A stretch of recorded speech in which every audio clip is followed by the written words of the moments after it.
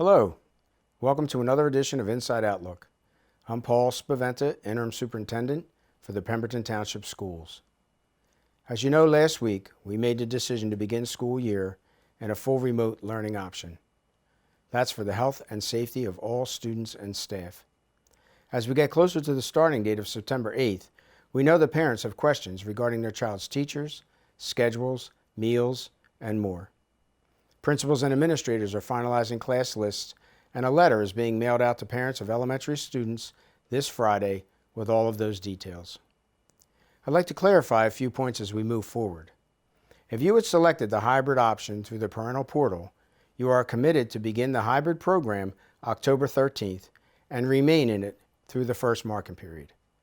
Likewise, if you selected the full remote learning program, you will remain in that option at least through the first marking period.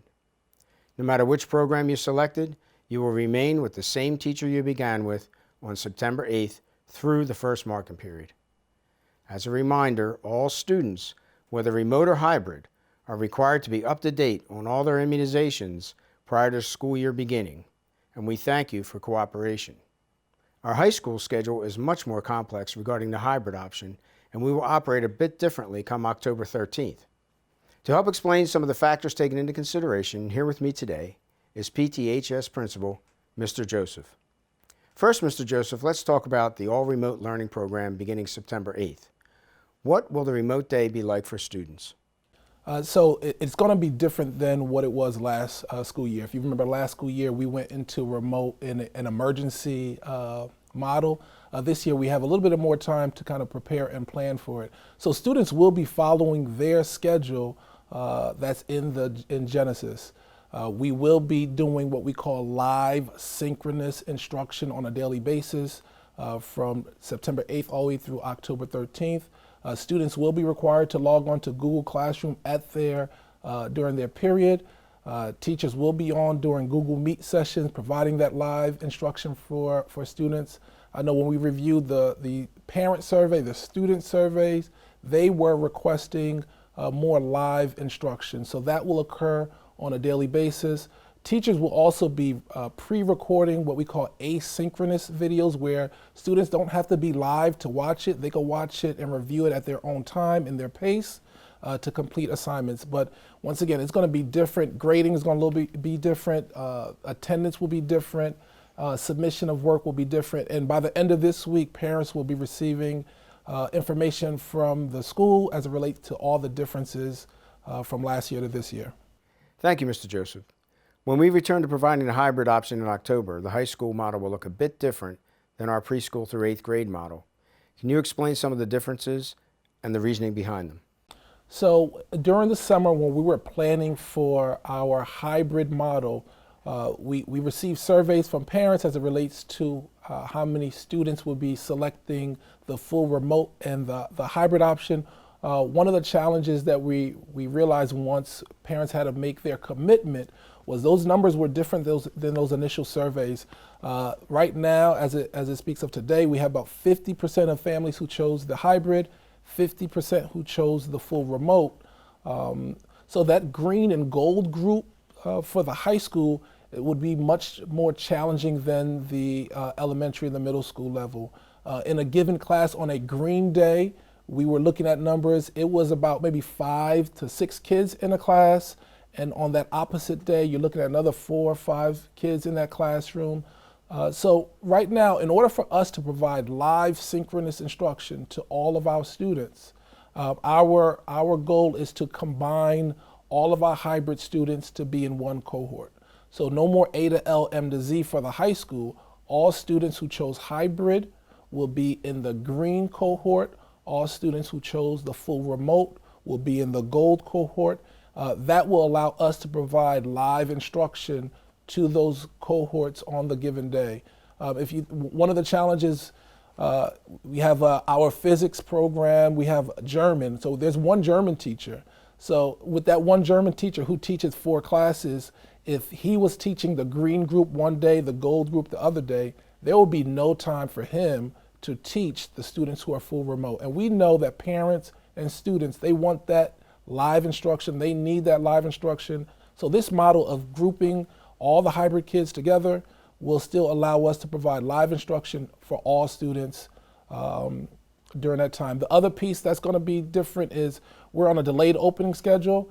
And the purpose of the delayed opening schedule is that we believe that teachers still need to create what we call those asynchronous videos, those pre-recorded videos for kids to watch at their own time. So that will continue even when we go from the full remote to the hybrid. Those videos will still occur, and office hours will be embedded in the day. There are times where a kid just can't get that one-to-one interaction with the teacher during that class time. So during the morning time, students will have access to their teacher to get some tutoring or one-on-one small group instruction during our hybrid model. Excellent. Thank you. Thank you. So to be clear, if I'm a student that has Algebra 1, I'm going to have the same teacher throughout this whole episode, throughout this whole remote learning and hybrid learning. Correct. So you'll start the year with your Algebra 1 teacher. When October 13th rolls around, our goal is to keep you with that same teacher all the way through the first marking period. When we get to the end of the first marking period, if families are choosing to now go from full remote to the hybrid, that's where it may change just a little bit, because we are, we're right at the threshold in regards to the number of the kids in the classroom with the social distancing in the room. So for kids who are full remote and chooses hybrid, there is a chance that they will have a different teacher. They'll still keep the same courses, but they'll have a different teacher. If a child at the end of the first marking period chooses to go to the full remote option, they will still keep their same teacher. Okay, that's great. And just to be clear, if I'm having trouble or I want to meet with a teacher for extra questions or another lesson, the late opening, just to be clear, will handle that. They can get on with their teacher and they can get some enrichment and or reinforcement. Is that correct? Correct. And if you think last year at the school-wide, district-wide, I believe we had the remediation days. We will not have remediation days at the high school, and the reason why is because of that delayed opening. So students in the morning will have access to their teachers. They will have access to virtually to meet with their guidance counselors, CST, our school-based youth service program to receive any supports. So all that will occur during that 7:30 to 9:15, 9:30 time frame. And then when we come back for like the hybrid model, those services still will be available during the day, but that's going to be open to students who are full remote and hybrid. We want to make sure that access to all of our programs are available to all students. And the advantage to that is that there's a more immediate, the immediate concern. If you're having problems, you have immediate access to teachers the very next day, the very next morning, during that late opening period. Is that Correct. Fair to say? Yeah, it is. Okay, great. The only other question that I might have is, what about the AP courses, honors courses? How will that work? Because that's a select few students. It is, and I think this model that we are going to go with helps AP honors students, as well as students who are taking our CAP programs, our college accelerated programs that they're receiving credits from RCBC. It helps them even more, because now, before we were talking about they were going to have to do a lot of independent work by themselves. But this model allows them to get that face-to-face instruction, that support from a teacher, really every day. So during the school day, they will follow their schedule. They'll see their teacher. They can ask questions. That opposite day, when they're not in front of their teacher, they have that morning time to still get that support, still get that help directly from the teacher. I know I was talking to a parent yesterday about this model, and the one thing that I did mention to her was that although it's going to be a green group and a gold group, there's still going to be time for the class together to do group assignments. So even if you are a student who's full remote, you may be grouped with another kid who's in a hybrid to do a group assignment. Because we have the access to that one-to-one technology, it's going to allow for that class environment to stay cohesive as one, as we kind of go in and out of the different models. Thank you. So the management of the numbers of students and the best delivery of instruction is to modify the programs that we had as far as green and gold, and try to combine some of these classes so that we can better serve the students. We really don't have the faculty with the proper certifications to allow us to run several sections at a time. So therefore, we had to modify and adjust the numbers a little bit and make sure that we had enough instructors to be able to offer all of the courses to all of the students. And that took some modification of numbers and putting some kids from a gold day into a green day. So when will parents find out if they've been shifted around, and when will they get those kinds of schedules? Well, we're finalizing schedules this week. Our goal is by Friday that all students in the Genesis parent portal is open. I know specifically for high school. I'm not sure about the other levels, but I know at the high school level, our goal is that the student portal is open. They'll see their schedule. Teachers next week will be reaching out to students through Google Classroom as it relates to some of the expectations leading up to September 8th. So that's the goal. Once again, the teachers' syllabus and expectations, all that will be posted in Google Classroom. But from the school, parents will be receiving a video message as well as links to follow just to see what's the big difference between last school year when we went to remote and as we're opening up this school year.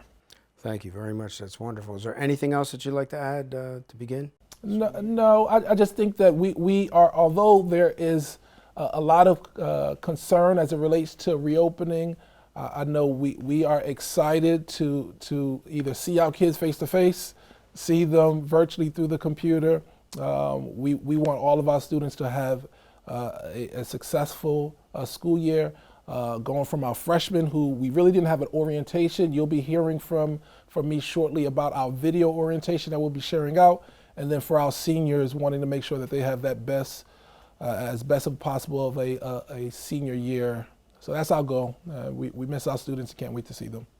Thank you very much. Nice job. Thank you very much. Thank you. The next Board of Education meeting will take place Thursday, August 27th. Again, this will be a conference call meeting due to the restrictions imposed limiting indoor gatherings to 25 people or less.